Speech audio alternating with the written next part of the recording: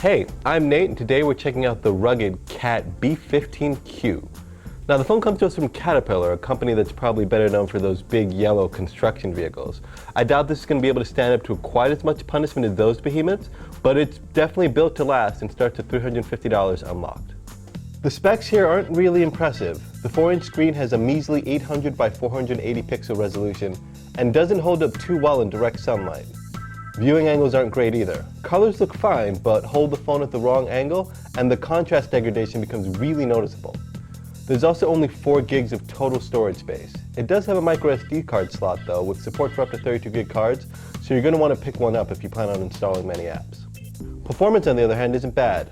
A 1.3 GHz quad-core CPU isn't all that stellar on paper, but the phone never got in the way as I flipped through apps and websites during my testing. More importantly, simpler casual games like Angry Birds Transformers handle really well, so any downtime can be spent productively. There's a 5-megapixel camera on the back, and while I was able to tease out the occasional usable shot in ideal conditions, bright lighting, that sort of thing, it mostly cranks out grainy, noisy shots. The autofocus is also pretty sluggish, so you're going to want to stick to slow-moving or static objects. But you probably aren't buying a rugged smartphone for gaming and photography. This thing is solid with a scratch-resistant Gorilla Glass 2 display. It's also pretty light, just under 6 ounces. That's thanks to the silver anodized aluminum body. Rubber bumpers keep the corners safe and also make sure the phone is really comfortable to hold. The B15Q is IP67 certified. That means it's dustproof and water resistant, in this case up to 3 feet for 30 minutes. The phone's USB port and headphone jacks are covered, and you'll get a little warning when unplugging the phone or removing the headphones, reminding you to seal it back up. It's a pretty nice touch.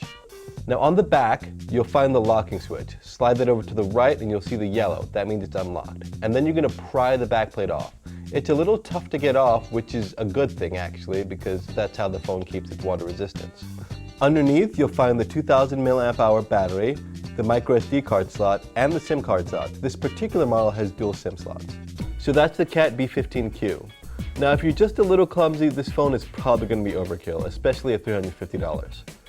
But if you work outdoors or spend a lot of time camping and are worried about, dropping your phone or inclement weather, this is going to be a pretty strong contender.